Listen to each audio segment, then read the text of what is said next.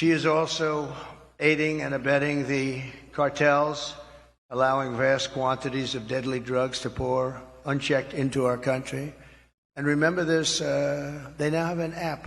You call the app and you bring whatever you want, you bring them over, they'll tell you exactly. Can you believe it? They have an app. And they have airplanes, big, beautiful Boeing airplanes flying back and forth over our border. They were saying, where are those planes coming from? Where are they going? They were loaded up with migrants. They're dropping them out in the Midwest. They're dropping them all over the place.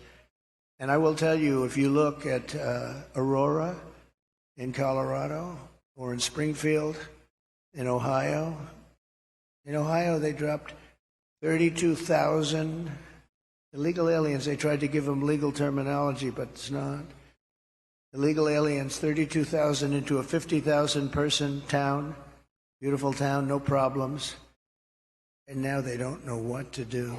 And they want to be nice, and the mayor wants to be nice. His big thing is to get interpreters because they don't speak English. It's very hard to get interpreters. And he's trying to get interpreters, but in the meantime, they're taking up the hospital. So when people from Springfield would routinely be able to check with a doctor, go to a hospital, they're unable to get in, they're packed. The whole town has changed. And this is happening all over our country. Aurora probably is an even worse situation because you have the meanest, worst gang from Venezuela in the world, probably, maybe as bad or worse than MS-13. And they've literally taken over the town. They've taken over large sections of the town. They've gone into the real estate business. They've taken over apartment complex. They took over a number of complexes where the people are paying them rent. They've become the landlord. Isn't that nice? And they're rough, tough people, and they have the latest weapons. They have military-quality weapons, and everyone's saying, where did they get them? We got to get them out of here. We're going to get them out fast. We're going to get them out fast. So today, I'm announcing that for the first time under my administration, we will be seizing the assets of the criminal gangs and drug cartels. And we will use those assets to create a compensation fund to provide restitution for the victims of migrant crime, and the government will help in the restoration. The government will help in the restitution, but something has to be done, and we're going to get it done. Kamala has also caused untold misery through her destruction of our economy. Our economy is not, this is just, it's like a fake economy. Some of the best people on Wall Street are saying the economy is only good because they think, I don't want to say this because other people have said it. It's not me saying it, but they think Trump is going to get elected. That's the only reason our economy is good. That's the only reason the stock market is up. Scott is here, I think, someplace, and he's one of the most respected people on Wall Street. He's actually made a very big point of it, that the stock market is only doing well because of the fact that they think Trump is going to win the election. So we'll see.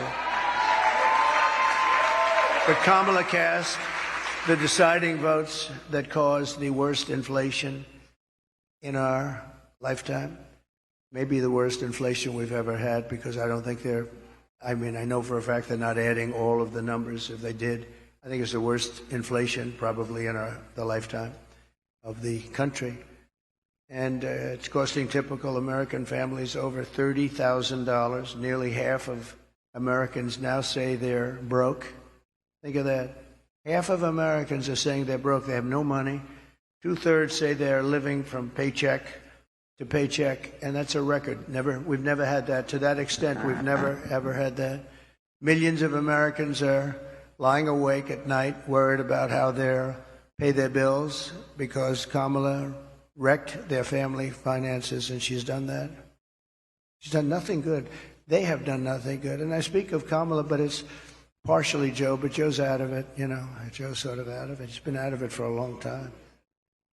Now she wants to raise taxes for the typical family by $3,000 a year. She's got no empathy for the hardworking Americans whose dreams she's killed and said recently that there is not one thing that she would do differently from Biden.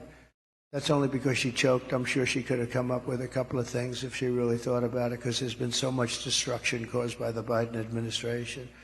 One of the things that people don't talk about, and the news never talks about, they don't talk about, as an example, Afghanistan, but this is something that's incredible, because when you think of the numbers, 325,000 children are missing, dead, sex slaves, or slaves.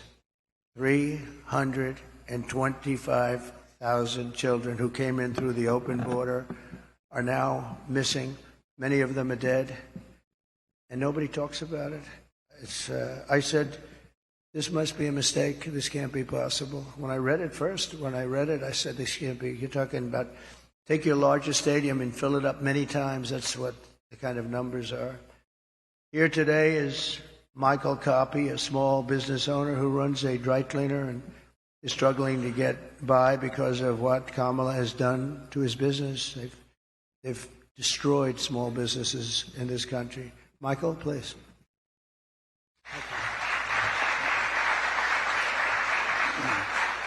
The opportunity and the high honor of joining you here today and sharing my small business story with you folks and the American people.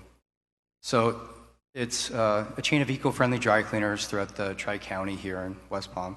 And it seems not too long ago, just a few years, the customer and us, the small business owner, we were able to keep up with inflation. There were resources available to us for expansion, or if you had a bad month, if there was something you needed to make up for, it seemed like the support was there. And now, just a few short years later, it seems like all of those resources have dried up. The support's no longer there.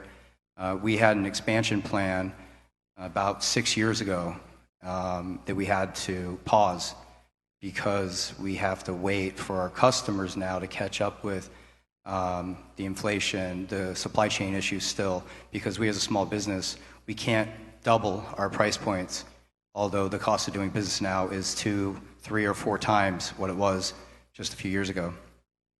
So we've had to get creative. Our industry, probably 30% in the dry cleaning industry, never survived COVID. And just recently this summer, I was contacted, my wife and I, by another local dry cleaner here in West Palm. They were asking advice. So husband and wife been there for about 35 years. Their lease was up, and the landlord was doubling their rent, which would have meant that that's what they've been paying themselves for probably the better part of 20 years. So they had to make a decision. Do they hand the keys back, or do we get creative, work together, pool resources? And so what we did was we figured out the right price point for them, but we did their cleaning for them, at least until we figured it out. And so they were not able to pay their operations. They couldn't keep that going, but they were able to save their business by strategically partnering. And by the end of summer, I think I was contacted by about 12 other local dry cleaners saying, can you guys help us also, because we're going through the same thing. Thank you. And it seems now, so the delta between the reality of what inflation is right now and we have in front of us, the reality of that and the small business owners' capabilities, that delta is too great.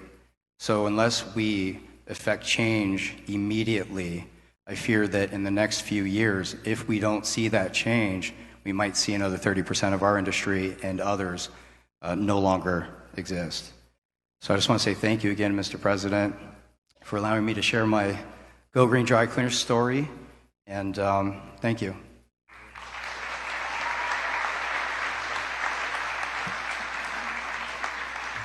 Thank you very much. We really helped a lot of people during the prime time of the China virus, and we helped a lot of people, and we did it intelligently. Then when they took over, they just threw money around like it was dirt. And as you know, the recent monster hurricane, Helene, just wiped out so much. If you look at the different states, North Carolina, Georgia, Alabama, South Carolina, Florida, Tennessee, it was just devastating. And the response was the worst since Katrina, but really a lot of people think it was much worse than Katrina. It's still, they haven't shown up. They're not in North Carolina. The people of North Carolina have suffered incredibly, and it's just nobody to help them. FEMA has been a total disaster. We had FEMA that was fantastic when we did this, because we had our hurricanes too. We had some bad ones, but we did a great job with it. It's not there. And then you see that they, originally blamed, and then they tried to take it back, but it was a little late. But they said that the money was spent on bringing illegal migrants into our country. They spent close to $1 billion, and these were funds that were spent. And you have to say, I was in North Carolina recently, and I looked at devastation that was just, unbelievable. There was nobody there from the federal government. The local people have done incredible things. Franklin Graham has done incredible things. He's been amazing. But there was nobody there. So we're pleased also to be joined by Christy Shamblin, a person I know and I've gotten to know over the last year or so, the mother-in-law of fallen Marine Corps Sergeant Nicole G. Nicole made the ultimate sacrifice during the disastrous withdrawal. Not that we were withdrawing. I was going to withdraw, but we were withdrawing with dignity and strength and power, and we were going to keep Bagram, the big air base, because of the fact that it was so close to where China makes their nuclear weapons. 1 hour away. We should have kept it, and we didn't do that. But the way they withdrew, they took the soldiers out first. No, you take the soldiers out last. I went 18 months without one soldier. I spoke to Abdul, the leader of the Taliban. We went 18 months without one soldier even being shot at, no soldier being killed for 18 months. Then we left, and you had this group of incompetent people take over. Guys like Milley should have been fired. They should have been fired. Anybody that was involved with that disaster should have been fired.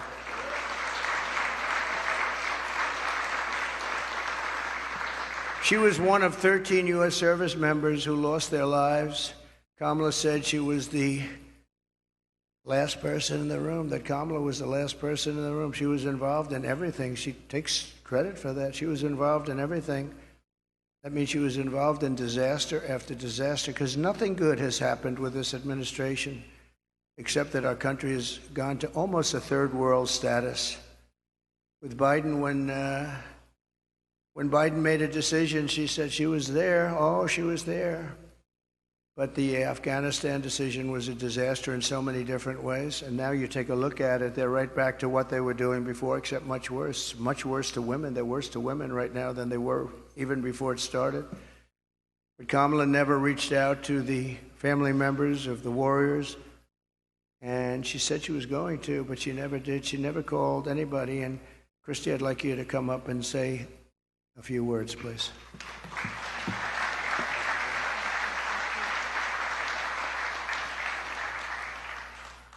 Hi, good afternoon, good morning. My name is Christy Shamblin, and my daughter-in-law was Sergeant Nicole Leanne G., and she was killed in the botched Afghanistan exit at Abbey Gate. She was the cornerstone of a very large family. And instead of planning family gatherings and holiday meals and Christmases and baby showers, our family and thousands of other families plan outings at funeral grave sites, and that is where we as a family celebrate my daughter-in-law at Arlington National Cemetery, because she is in the ground. Her story isn't unique to our family, she's just ours. There are thousands and thousands and thousands of wounded veterans who came home from that war, who need our help and who are ignored by our current administration. President Trump demonstrates peace through strength. I know what he told the Taliban when he was negotiating with them, because I've made it my business to know. And what he said to them when he was negotiating with the Taliban, he said, "I will kill you if you harm one hair on one head of an American."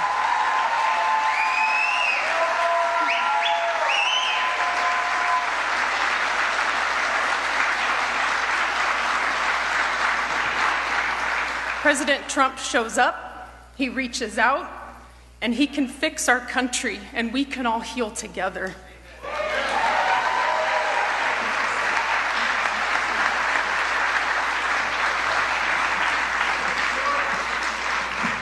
Thank you very much. It's so sad. So many cases like this. Nobody should have died. First of all, when they left, the soldiers should have been there. They shouldn't have been home watching, except for a small group, and many of them got killed, and large numbers. Nobody ever mentions the arms, the legs missing, gone, the face just obliterated. Nobody talks about them. I talk about them all the time. But I want to thank you, Christy, and we'll carry Nicole's memory in our hearts forever. The full consequences of Kamala's 4-year reign are almost too terrible to discuss or contemplate. We're coming to the end of a great campaign. I think we've had a great campaign.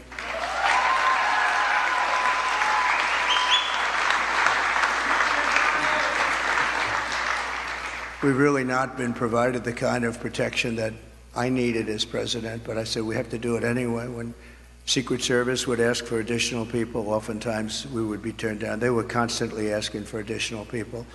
And I found Secret Service to be very brave. When I was hit and went down, they were right on top of me within seconds. I tell you what, those bullets were flying right over my head. I heard them. And these guys were right. I don't know how they didn't get hit, actually, but they were right there. You take a look at the video. One thing we would say, the video is there for people to see, but they were never given the kind of help that they requested, because our rallies were massively large and they needed more people, and they were always fighting for more people.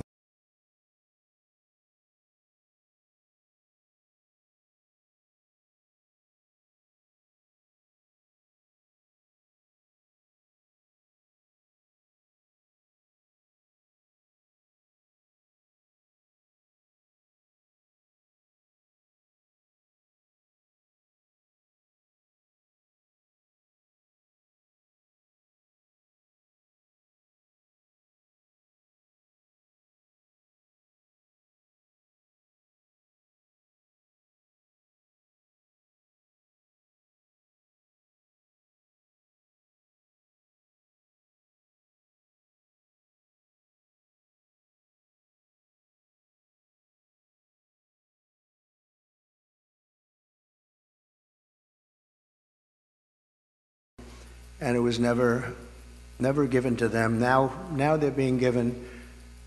They've just started. They're just getting comfortable in our country. These are very tough people. These criminals make our criminals look like nice people. And she let the more than 13,000 convicted illegal aliens, nobody would have let these people into our country. And remember, they came out of the worst prisons in the world, the meanest, nastiest prisons in the world. And when she says that she wouldn't do anything different, does that mean that she would have let 325,000 migrant children probably die, most of them, many of them? But at a minimum, they're slaves or they're sex slaves, and they're all over the country. Does that mean that she wouldn't have changed that? Does that mean that she wouldn't have changed so many of the other things that led to so much death and destruction, and even financial destruction of our country itself? We could end up in a depression because of what she's left with us. They are the worst combination president, vice president in the history of our country. And I often say Jimmy Carter's a happy man because his administration, by comparison, was totally brilliant. It was brilliant.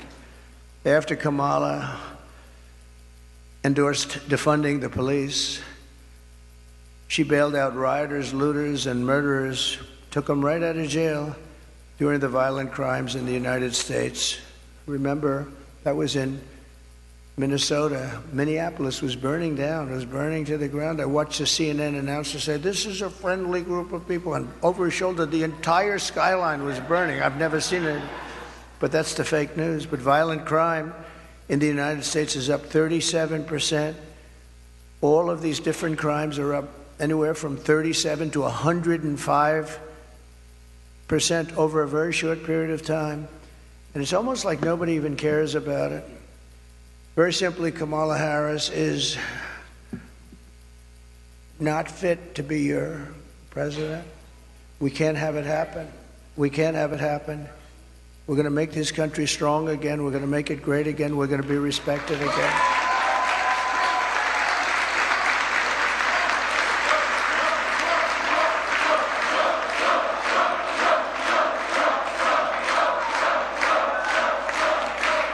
Her message has been a message of hate and division, and my message is about saving our economy, securing our border, bringing together the greatest and broadest coalition in American history. There's never been a coalition like this. Everybody's included. And on issue after issue, she broke it. They broke it together. But for purposes of this election, she broke it. Can't let her go. And I'm going to fix it, and I'm going to fix it very fast.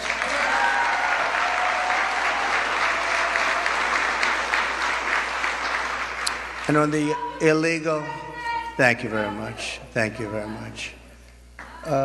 On the illegal immigrants that will be taken out of the country, as you know, we're going to be taking them out. And if they come back, we have laws that will be immediately enacted where they serve 10 years in prison.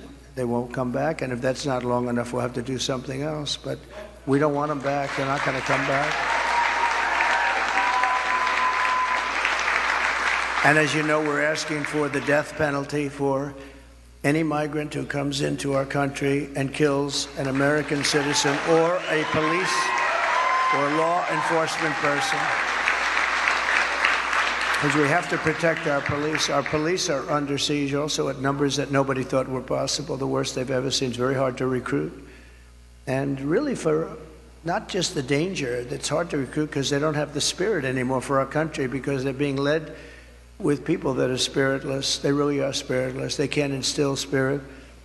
But so that's any citizen, they get killed, it's the death penalty, and that includes police or law enforcement officers.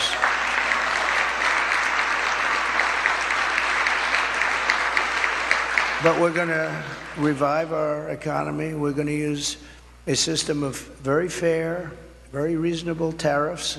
As I said, so powerful. We've never used them. I used them. China paid us hundreds of billions of dollars, and no other president's gotten 10 cents from China. China had a free ride, but so did many other countries. European Union is taking advantage of us. They don't take our product, and yet we take their product all over the place. We take their farming product. We take their cars left and right, right? BMW, Mercedes-Benz, Volkswagen, millions and millions. They don't take our cars. I said to Angela Merkel at the time, Angela, how many Chevrolets do we have in Berlin? Why? I don't believe you have any. I said, you're right about that, Angela. Well, we're going to change it. But they don't take our product. We have a deficit with them of over $300 billion. Think of that.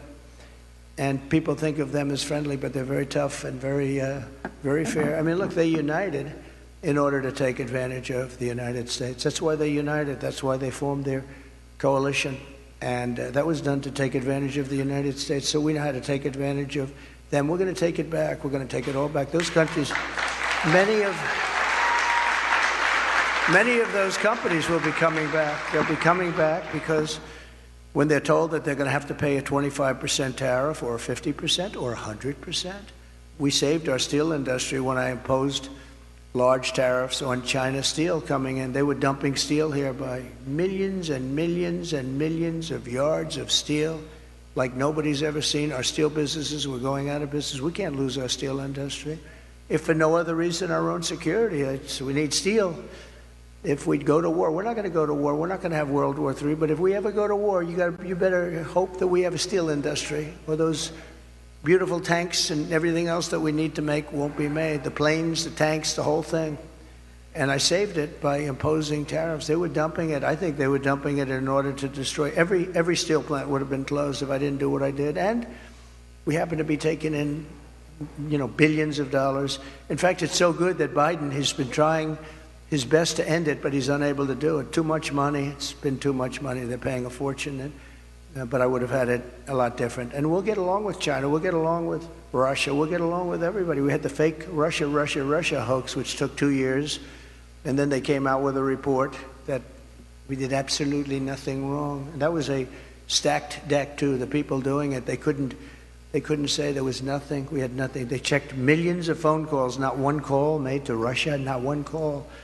It was a terrible thing they did to the country, and actually put us in a lot of danger, to be honest with you. If I didn't have somewhat of a relationship with Russia and Putin and all, we had to have it. And by the way, getting along with President Xi and Putin and Kim Jong-un of North Korea, if you remember when I met with Obama, his wife was very nasty to me the other day. Oh, that was not nice. She was very nasty. She said nasty things. I was always very respectful of her, but she got up there, which shows you how nervous they are about what's happening. But she was nasty 2 days ago. She got up and said some bad things she shouldn't have said. They were wrong, too. But we're going to turn our country around,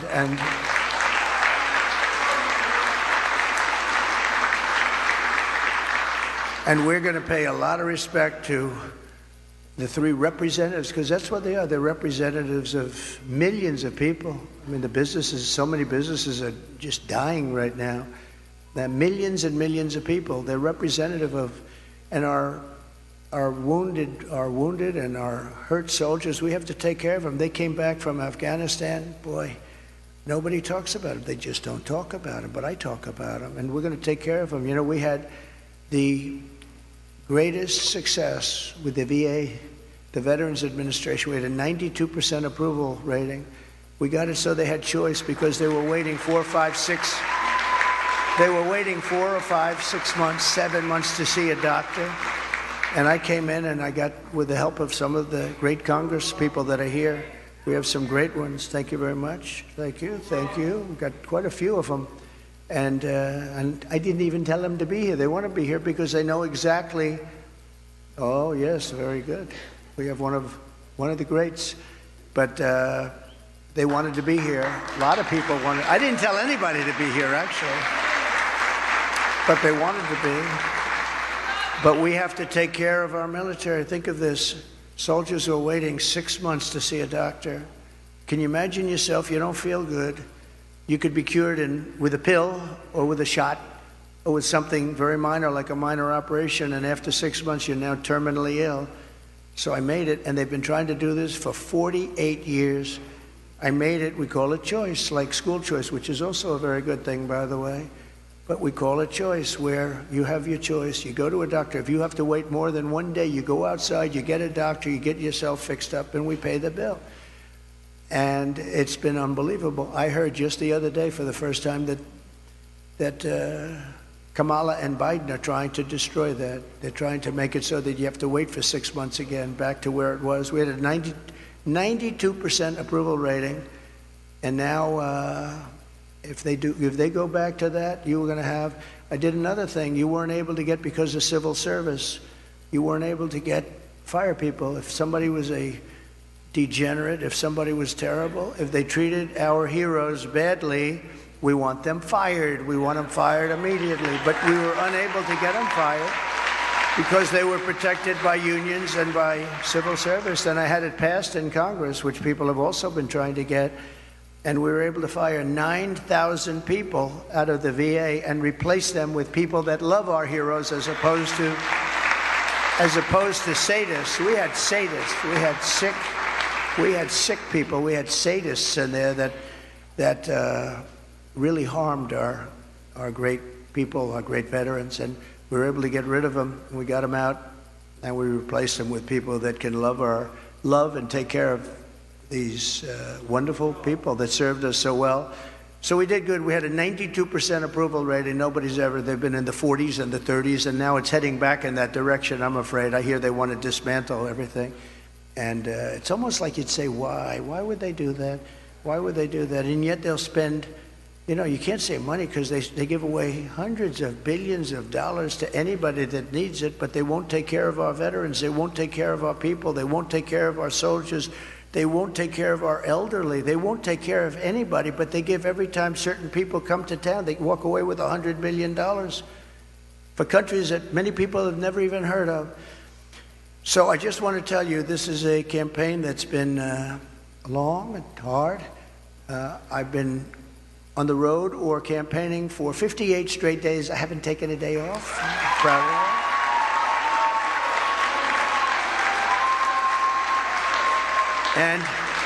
And I won't be taking one off. We have 7 days to go. You can be sure I won't be. And do many, many things every year. And I just want to end by, I've watched their commercials, and they're really fraudulent. They'll say, he doesn't want to frack. I've wanted to frack always. They'll say, everything exactly the opposite. Oh, I want to destroy Social Security. No, they're going to destroy. I'm the one that saved it. And for 4 years, we made it even better. I'm the one, and I didn't raise ages. I didn't do the things that they're going to do because they're allowing millions of these people to go onto Social Security, Medicare. They're going to destroy it. She's going to destroy the whole country because it's not sustainable by any country. But the ads and the statements that they make are exactly the opposite. They will say, oh, I'm going to raise taxes. He is going to raise taxes. Just the opposite. I'm going to lower taxes, and I have done that, but I'm going to lower taxes, and she's raising taxes by 30, 40, and 50%. But they'll have a commercial. And I just say this to you because I hope people understand. These people lie. They lie. They're very disingenuous. And we are going to finish up our campaign. And it's interesting because I haven't taken any time off for a long time. I tell you who can tell you about that, all the people that follow us, including the people in the campaign, but including Secret Service, who has been working very, very hard. I will tell you, they've really been working very hard. And yet a couple of days ago, she took off, and then she took off again and again and again. I say, how many times? You know, you're running for president of the United States. You had, like, at that time, about 20 days left. How the hell do you take off, right? You got to work. You got to work. So she says her teleprompter broke. Yeah, well, she better hope it doesn't. You know, they break. And if you don't know how to do it without a teleprompter, you got a problem. And she doesn't know how to do it without a teleprompter. So I just wish they'd stop lying, because the lies are vicious, and probably some people believe them. But the good news is 7 states, Republicans never lead in the early voting because for whatever reason, it's habit or it's a certain security they feel in going to the booth. They believe in principle. But we never lead in. I don't know if we've ever led in early. Every single state we're leading in. Every single state. At an early.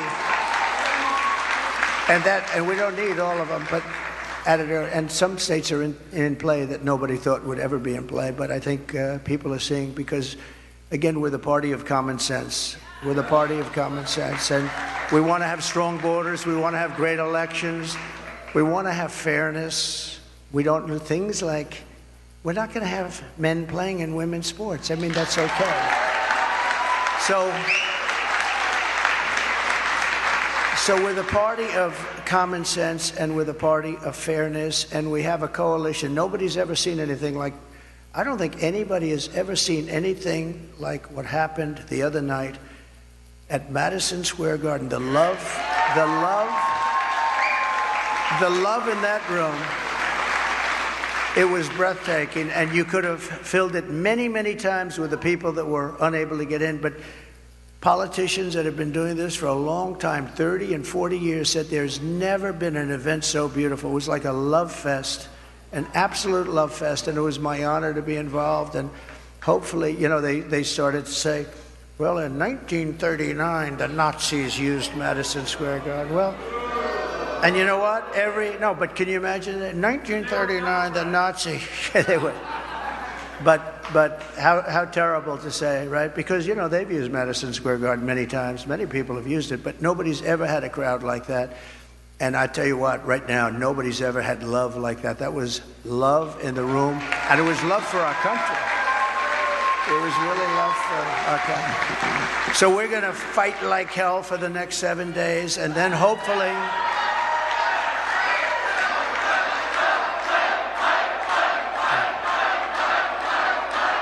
And then hopefully, and most importantly, we're going to be fighting even harder for the next 4 years, because we're going to turn this around and we're going to make this country greater than it has ever been. Thank you. Thank you very much. Thank you. Thank you.